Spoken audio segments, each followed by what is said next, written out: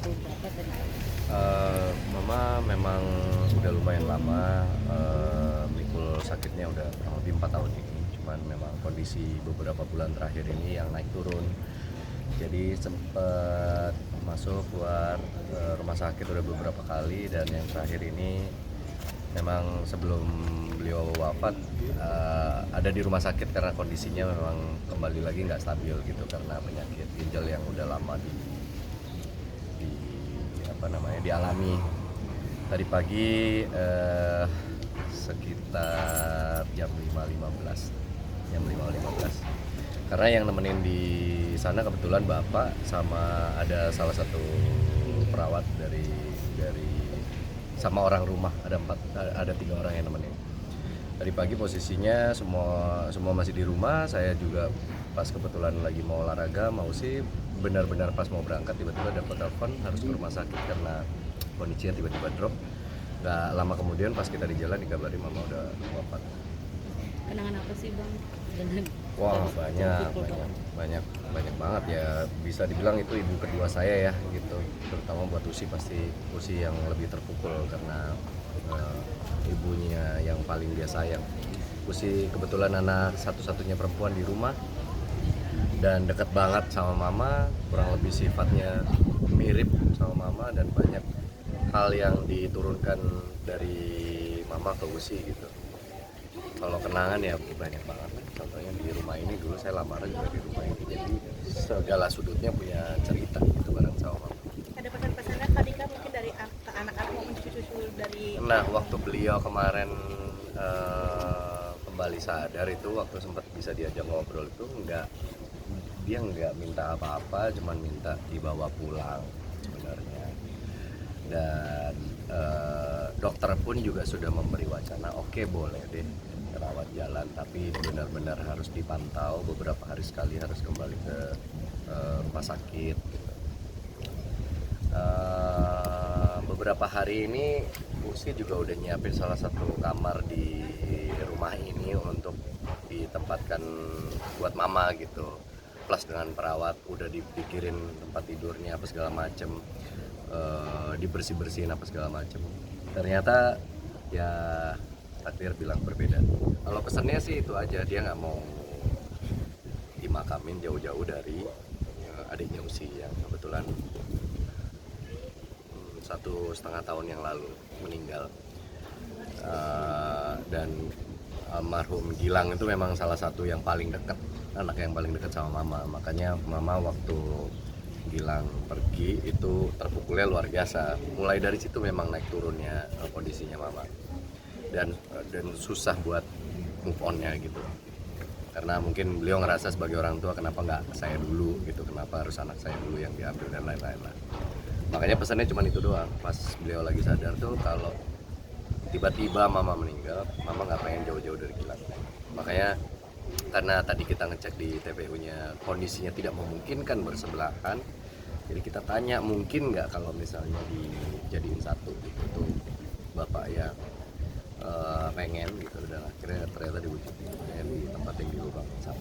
saya juga kondisi Kausi sendiri sangat rapuh, apalagi ketinggalan Ya, Uci lumayan dekat sama mama, dan menurut pengakuan Uci dulu zaman dia gadis syuting yang nganterin mama terus, kuliah yang antar jemput mama gitu. Pokoknya memang semenjak saya berhubungan sama Uci aja saya bisa ngelihat kedekatan antara mama sama Uci ya gitu. Bang Andika sendiri dekat dengan almarhum dimasakin atau momen-momen Oh iya, seperti salah satu keahlian beliau yang kita nggak mungkin lupa sebagai anak-anaknya adalah kemampuan beliau di dapur ya. Usi itu bisa masak karena mama gitu. Semua apa namanya, resep-resep di rumah yang sampai hari ini kita makan sehari-hari itu kebanyakan juga ditularkan dari mama. anak-anak tadi terpukul juga bang berdasarkan pengalaman. Oh iya, Umi dia nyebutnya. Memang rata-rata emang dekat sama nenek-neneknya, dan mereka kan ngikutin juga perjalanan dari omanya sehat, bisa mangku-mangku mereka, gendong-gendong mereka jalan bareng sampai akhirnya Uminya udah mulai sakit, udah mulai punya keterbatasan dan lain-lain. Anak-anak menyaksikan semua prosesnya, jadi waktu dikabari juga mereka shock. sakitnya sendiri mungkin udah keluar masuk rumah sakit kan? Udah beberapa kali sih, udah 4 tahun belakangan ini. Memang kategorinya emang sudah lumayan parah gitu, butuh penanganan khusus lah gitu. Cuman kami sekeluarga bersyukurnya Umi punya kekuatan fisik dan kekuatan mental buat mikul itu selama 4 tahun gitu. Orang dengan penyakit sama banyak yang nggak selama itu bertahan, kemampuan bertahannya gitu. Tapi dengan Umi bertahan 4 tahun demi orang-orang di sekitarnya, saya rasa itu sebuah kekuatan yang luar biasa. Sikap sosok mama sendiri seperti apa sih di mata Mas Dika? Ya itu ibu kedua saya ya, semenjak saya ngerantau, semenjak saya berhubungan dengan Usi, saya anggap dia ibu kedua saya di sini. Dia yang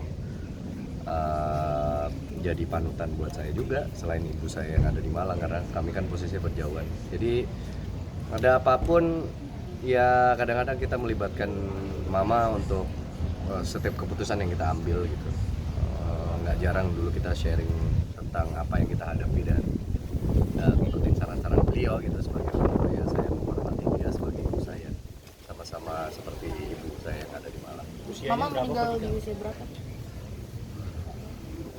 Ntar saya hitung dulu ya. Kelahiran tahun 56. Oh, 6. 6? 68. Ya, 68 kurang lebih. Ya, bulan Juni kemarin 68. Itu posisinya sedang di mana saat di dikabarkan? Di rumah sakit. Memang sudah sebulan ini masuk rumah sakit. Mas Andi kan saat itu lagi di mana? Pas. Saya di rumah. Jadi memang yang intens nemenin Umi di rumah sakit itu bapak. Karena memang beliau nggak bisa jauh-jauh dari bapak. Sementara kami anak-anaknya hanya sesekali untuk memutuskan menginap di sana karena kebetulan kami juga punya anak-anak yang harus kita urus. Jadinya setiap hari biasanya Usi nyempetin hampir seharian di sana buat nemenin ntar mau kita urus anak-anak. Kedekatan Umi sama cucu-cucunya kan luar biasa. Kenapa? Kedekatan Umi sama cucu-cucu. Oh iya.